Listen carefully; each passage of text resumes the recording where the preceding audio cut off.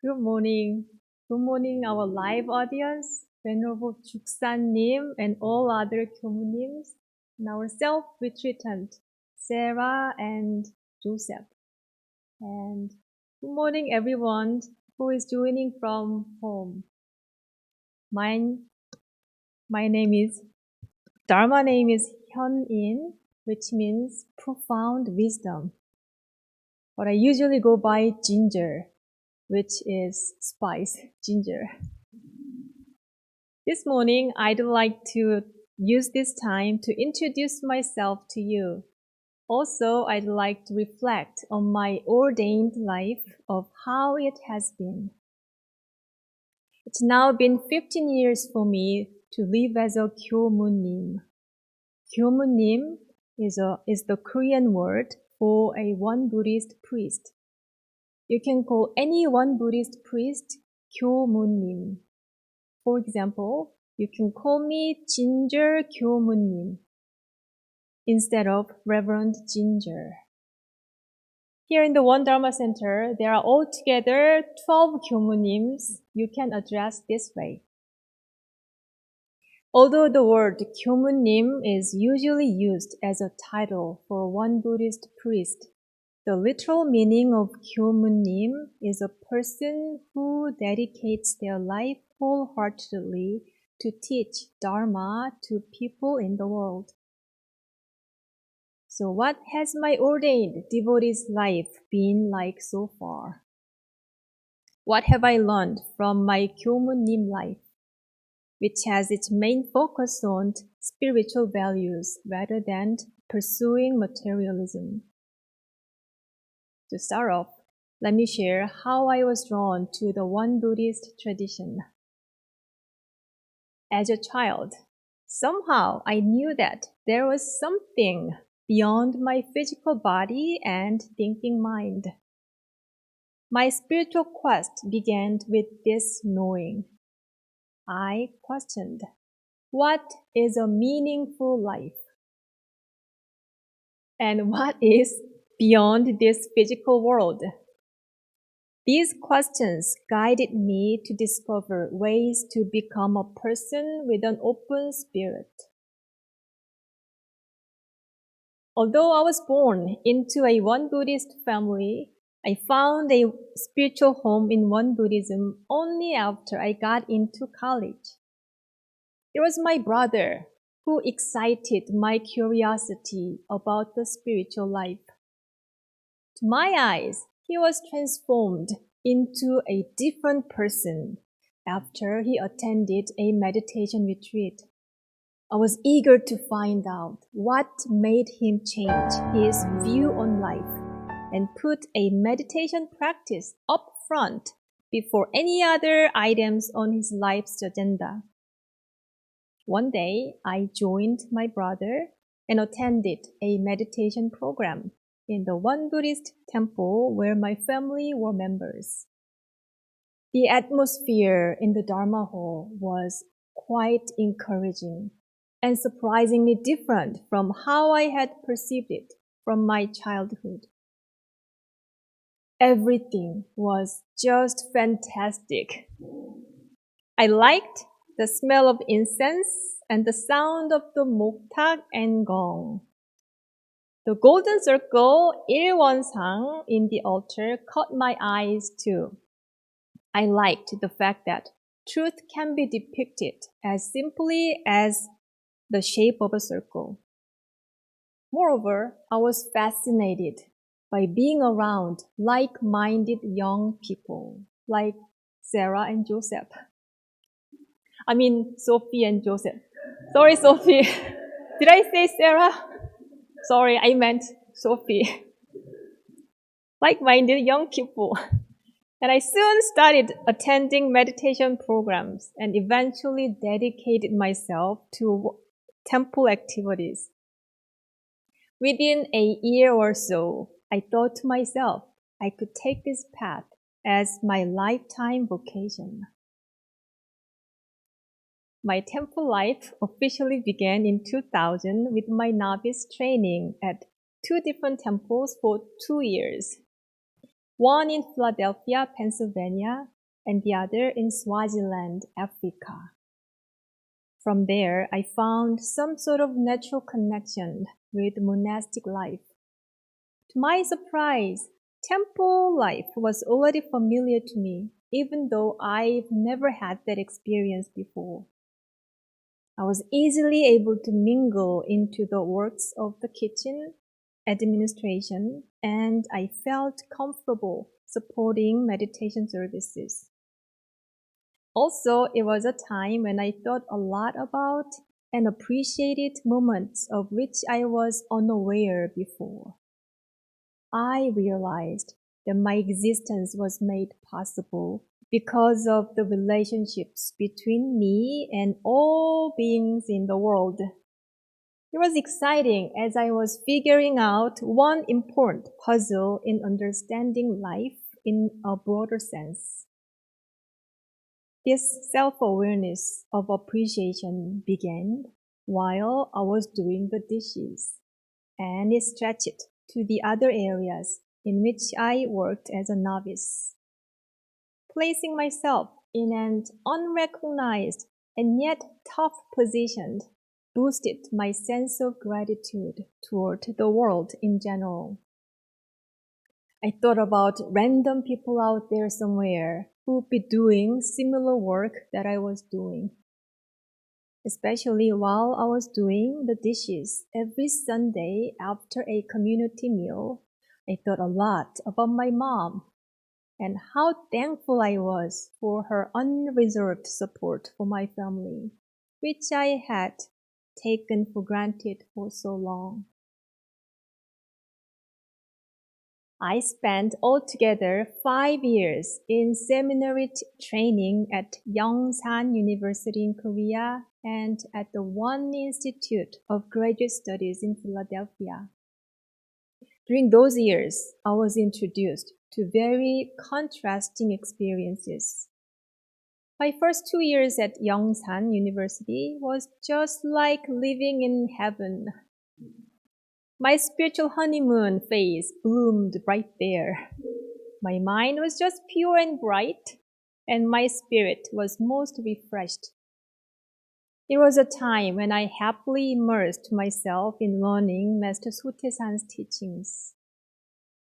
In contrast, my time in graduate school was a continuum of confusion and doubt.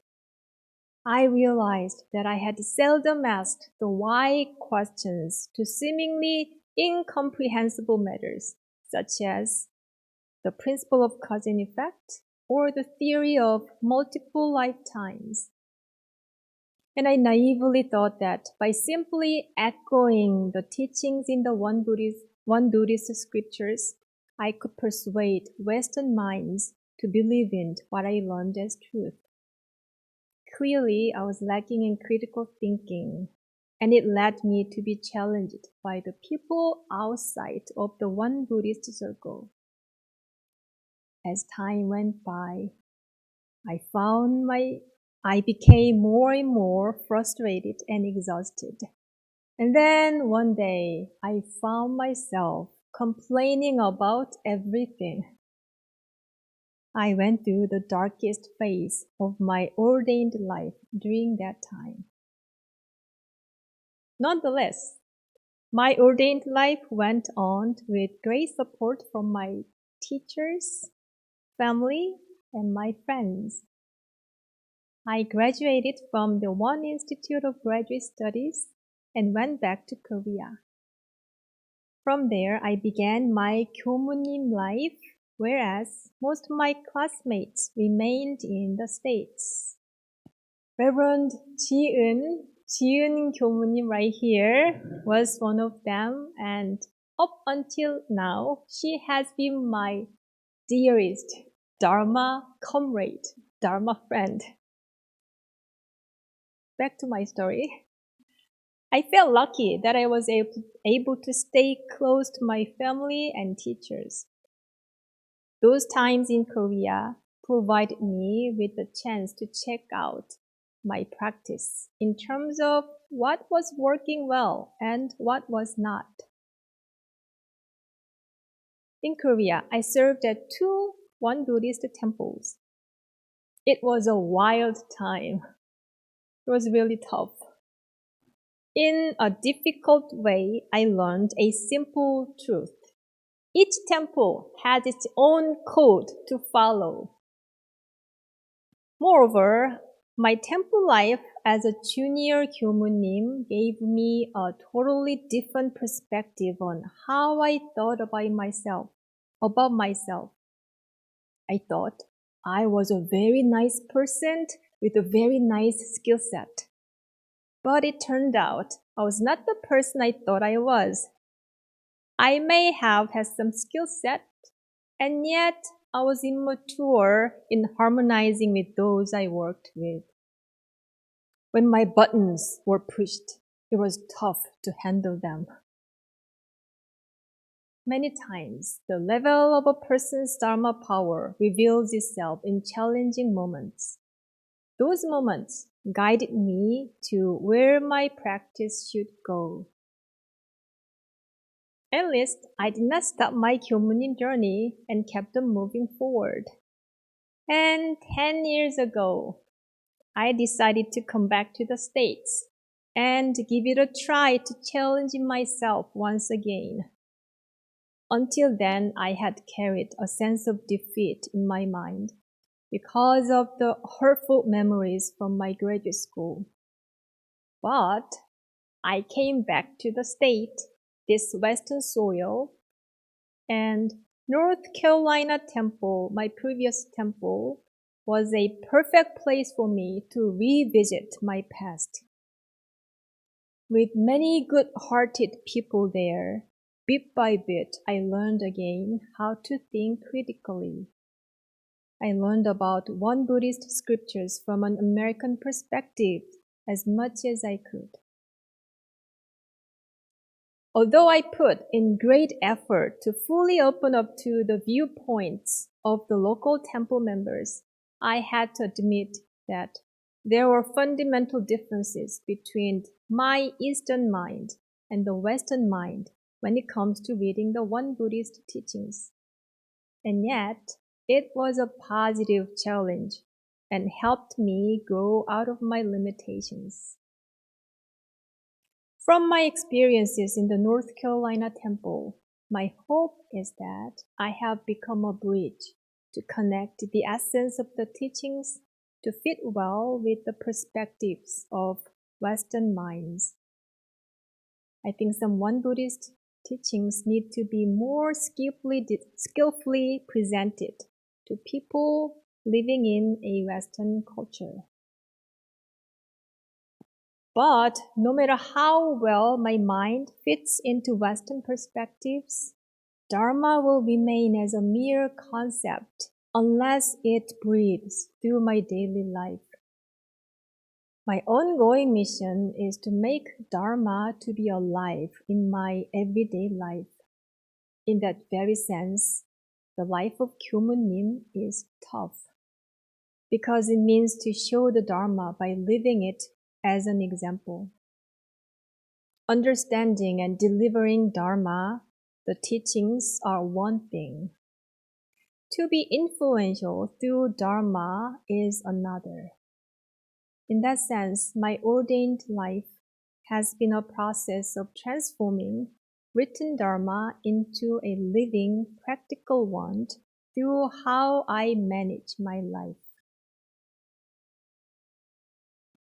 No matter where you live and what you do, making good relationships with those around you is of importance and yet difficult. Through my service in 3 different temples, I learned a few things when it comes to making good relationships. 1. Being kind and reasonable at the same time is key to creating a good affinity among people. 2. Making wholesome affinities with as many people as possible is a wise person's agenda. 3. If possible at all, prioritize a wholesome relationship with the people with whom you work.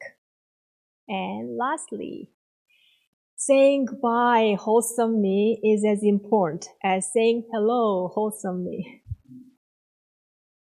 So, what is necessary in order to put these teachings into practice? I think it is gratitude practice and mind practice, along with reflecting on my true nature. While I work in the Won Dharma Center, I hope to hear more about this practice in Won Buddhism and how it is practiced based on our true nature. Oftentimes, I think of what my father told me at the beginning of my journey. He said, "You will be introduced to the world of jealousy, just like being anywhere else in the world. Do not seek for anything holy." And yet, he continued, "A monastic life is still unique because you learned how to melt the sense of self." I think what he said was right. At some point in my Kyomunim journey, I started to learn how to reflect on my true nature and to place mind practice as a priority value. In the meantime, I think I stepped closer to melting my ego little by little. This Won Dharma Center has become the fourth place I've worked. Each time I moved from one place to another, I refreshed my initial aspirations about why I am taking this path. My ultimate goal is to attain freedom by developing my spirituality. But more than that, I hope to enjoy myself in everyday life, and I look forward to getting to know all of you. Thank you for listening to my story, and happy Mother's Day.